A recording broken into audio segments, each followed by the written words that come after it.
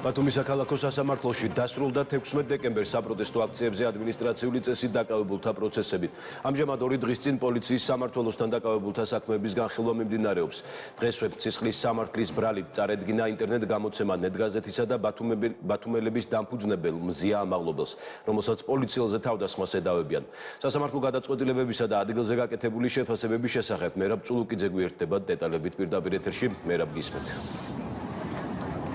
Vasil, თავდაპირველად გეტყვით, რომ სულ რამდენიმე წუთის წინ დატოვა სასამართლოს დარბაზი თათია აბულაძემ. ეს გახლავთ ის დემონსტრანტი, რომელიც 2 დღის წინ აქციის მიმდინარეობის დროს დააკავეს და სწორედ მისი დაკავების გამო გადაინაცვლეს აქციის მონაწილეებმა აჭარის პოლიციის სამმართველოს შენობასთან, სადაც მოითხოვეს მისი გათავისუფლება და სწორედ აქ განხორციელდა ის ცნობილი დაჭერები. თათია აბულაძე აცხადებს, რომ მისთვის გაურკვეველი დარჩა ბრალდება, რის გამო დააკავეს მოსამართლემ მას 2000 ლარიანი გირაო შეუფარდა. ამ წუთებში ბათუმის საქალაქო სასამართლოში ისევ მიმდინარეობს ადმინისტრაციული წესით 2 დღის წინ დაკავებული კიდევ 10 პირის სასამართლო პროცესი. პროცესები დღეს დილიდან მიმდინარეობს ბათუმის საქალაქო სასამართლოში. უკვე დასრულდა იმ საქმეების განხილვა, რომელიც 16 დეკემბერს დაკავებულ 12 პირს უკავშირდება. ისინი დააკავეს ეგრეთ წოდებული გზის გადაკეტვის საქმეზე, როდესაც სამართალდამცველებმა მიიჩნიეს, რომ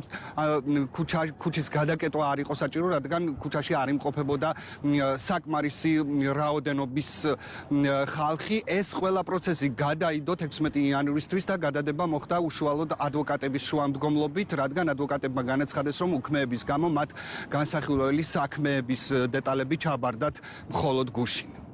დაბრალდებით დამაკავეს 48 საათი გავატარა იზოლატორში და დაბრალდებით დამაკავეს გავიგე დღეს სასამართლო პროცესზე შესვლამდე 173 მუხლით, რაც ითვალისწინებს იმას, რომ აი თითქოს რა მუხლი ითვალისწინებს შეურაცხყოფის მიყენება, სიტყვიერ შეურაცხყოფა, დაუმორჩილებლობა და ასე შემდეგ.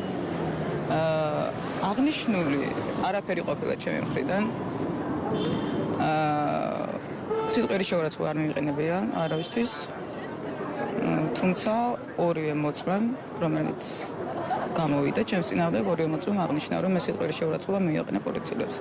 რასაც არ ვეთანხმები, იმიტომ რომ ნამდვილად არ ყოფილა მსგავსი შემთხვევა ჩემი მხრიდან. სრულ უნდობლობას უცხადებთ მურუსიძის კლანს.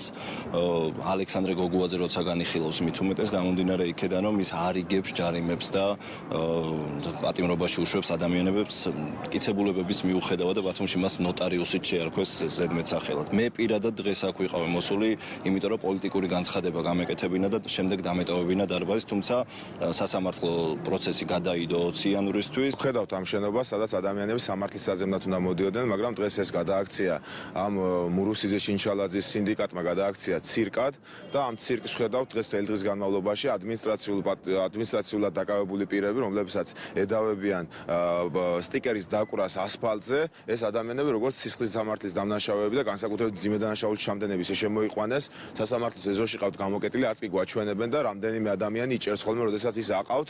ეს არის უბრალოდ სასაცილო და ამ რეპრესიებით ვერანაირად ვერ მოახერხებენ ისინი ხალხის დაშინება. როგორც ცნობილია, 11 იანვარს დაკავებული 12 პირიდან მხოლოდ 1 დააკავეს სისხლის სამართლის მოტივით და ეს არის ინტერნეტ გამოცემა ნეტგაზეთისა და ბათუმელების დამფუძნებელი მზია ამაღლობელი. დღეს მას პროკურატურამ უკვე წარუდგინა ბრალი და ეს ბრალი გულისხმობს პოლიციელზე თავდასხმას, მას უშუალოდ ამ შემთხვევას უშუალოდ უკავშირდება ირაკლი გებუაძე, აჭარის ბათუმის პოლიციის უფროსი. დღეს ბრალის წარდგენის მომენტში მზია ამაღლობელთან იმყოფებოდა ადვოკატი აცხადებს, რომ უფრო მეტი დეტალის გახმაურების საშუალება მას ექნება მას შემდეგ, რაც დეტალურად გაეცნობა საქმის მასალებს, რაც შეეხება ბრალდებულს მზია ამაღლობელი ამ დრომდე დუმილის უფლებას იყენებს.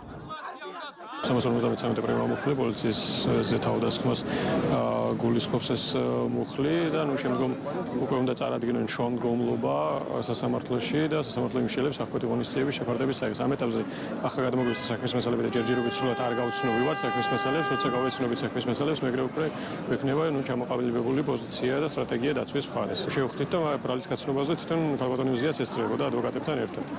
რას ამბობს თვითონ ბრალდა? ამ ეტაპზე იყენებს დუმილის უფლებას და შემდგომ უკვე როცა გავეცნობით საქმის მასალებს, ნახავთ რა იქნება საქმის მასალებში, მათ შორის ვიდეო ჩანაწერები წარმოგვიდგინეს დისკების სახით და წარმოგვიდგინეს მოწმეთა ჩვენებები. მზია ამაღლობელისთვის აკვეთი ღონისძიების შეფარდების თაობაზე ბათუმის საქალაქო სასამართლოს სავარაუდოდ ხვალიმსჯელებს, ასევე სასამართლოში დარჩა კიდევ იმ 6 პირის საქმის განხილვა, რომლებიც გუშინ დააკავეს. მადლობა ბათუმიდან მერაბ წულუკიძე გვერდებოდა პირდაპირ ეთერში.